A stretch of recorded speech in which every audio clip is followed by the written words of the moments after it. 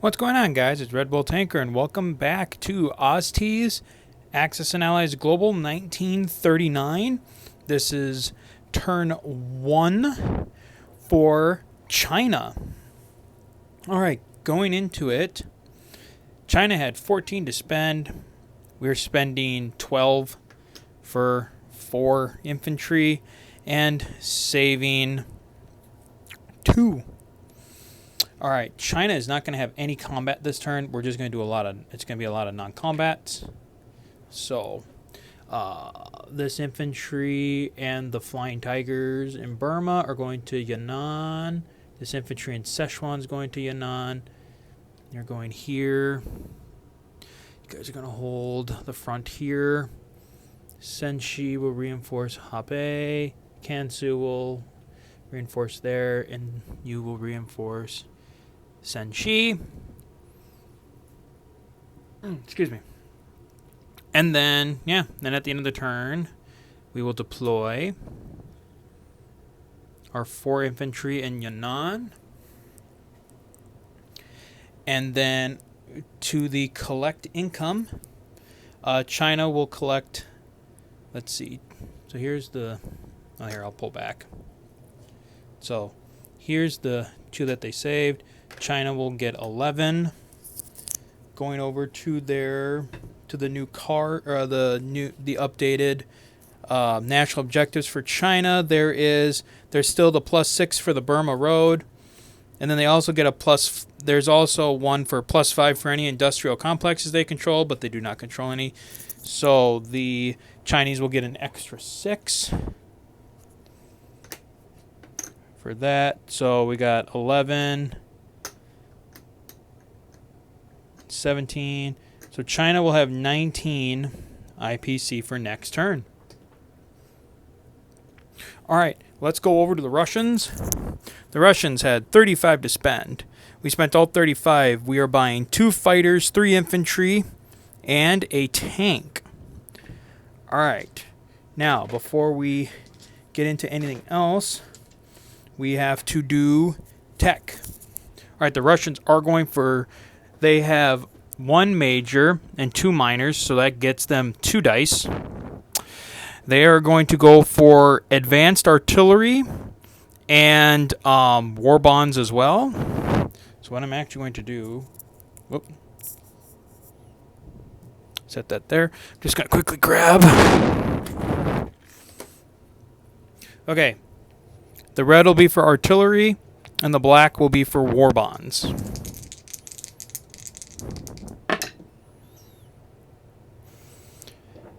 Okay, we missed on artillery, but we got the war bonds. So, that, I guess, is okay for now. I'll put that back since I don't need it. Put that back. 2. Alright, so we're at stage 1 for war bonds.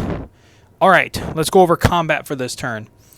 Again, so like I had said in my introduction video, though Russia is not at war with Germany, Italy, or Japan, it does technically start the game out at war against the pro-Axis neutrals. So we are going to launch some small combats against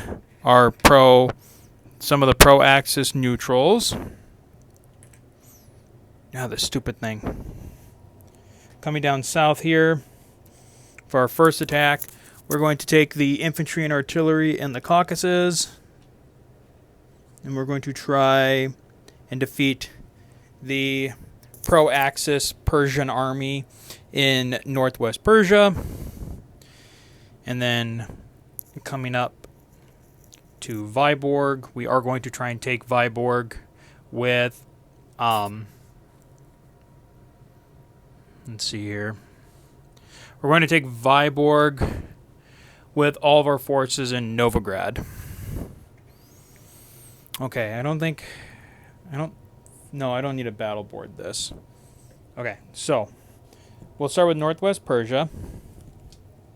So the Russian infantry and artillery will be hitting at 3s. So we'll have the 2 blues for 3 or less, and then the Persian will be a red at 4 or less. And that's all misses. Round 2. All misses again. Let's go round 3.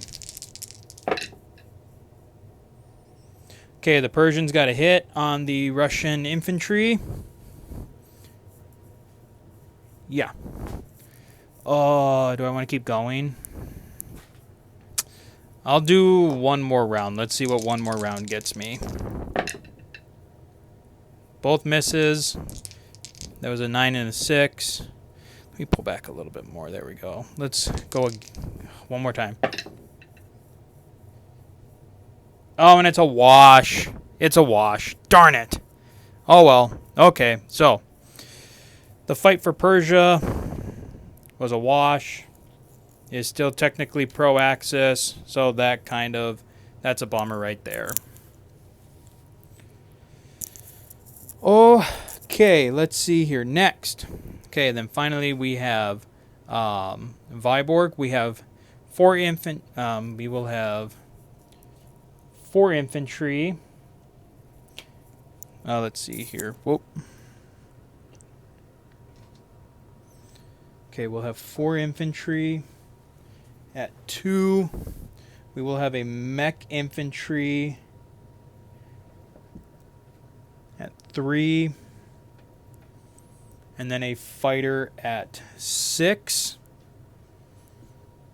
And then there are 2 defenders. So coming down here.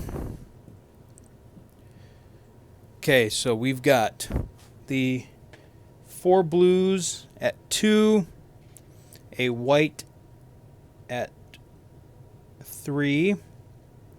And then the purple at 6. And then we got the reds at 4. So let's see what we can do.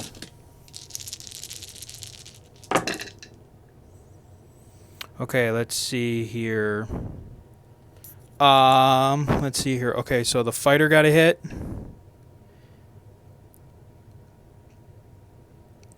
And okay, you go there.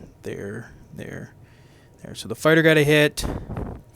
None of the infantry got a hit. The mech didn't get a hit. Oh! Ouch. And the defenders got 2 hits. Rats. That hurt. Okay, well, we'll go for one more, since they only have one more defender remaining. So we now have, let's see here. We have 3 infantry going in, 1 mech, 1 fighter, and they have one defender.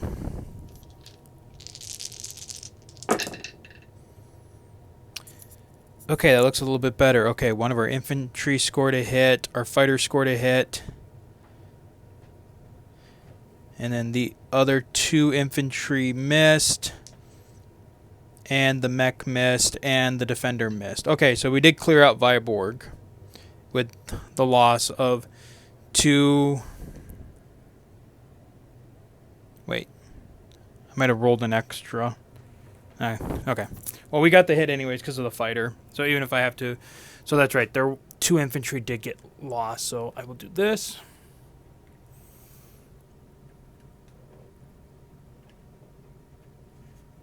And pull these off.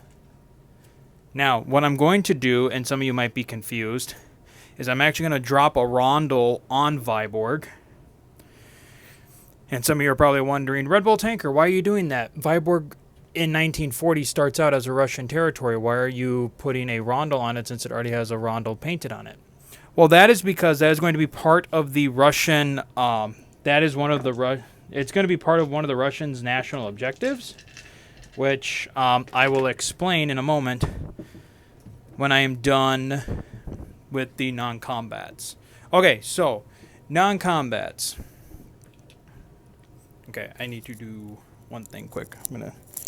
I know the volume. I'm trying to do better with volume control, because sometimes when I put my my headphone in my ear and then try and talk into the microphone, sometimes my voice goes in and out. But right now, I need to free up some stuff. Okay, non-combats. All right, first, Russia is going to activate East Poland. And I'm not going to put a rondel on that because that was a pro-ally. I am going to walk into Bessarabia. That was a pro-Axis, so I am going to put an actual Russian rondel on that. And again, like I said, I will explain in a little while why I am doing that. Other non-combats, the tank and mech are going to Belarus. The fighter will come to Belarus. The Leningrad fighter actually will come to Belarus as well. Infantry and artillery to Smolensk. These 4 infantry are actually going up to Volgograd, Novosibirsk, whoops. Then as I go into the steppes of Russia, trying to make sure I don't knock anything. Dang it. Okay. I tried.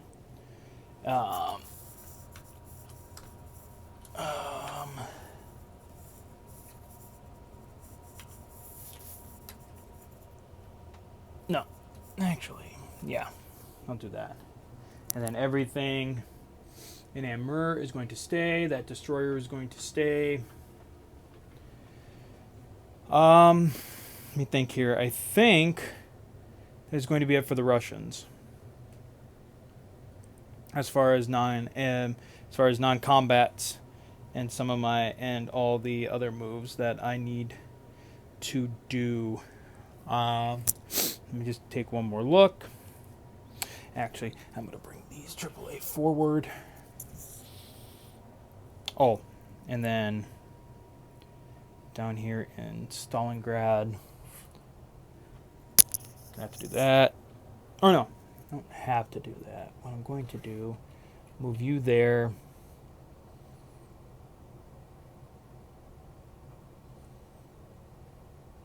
Move you there. Okay. I think that is it for my non-combats. I can't move the fleet out of 100. Do I try? I mean, I'm not at war with Germany. No, I want to keep those there. I'm going to keep those there. I'm not going to move the fleet in 115, nor am I going to move my destroyer in 127. So, okay, let's deploy. Okay, in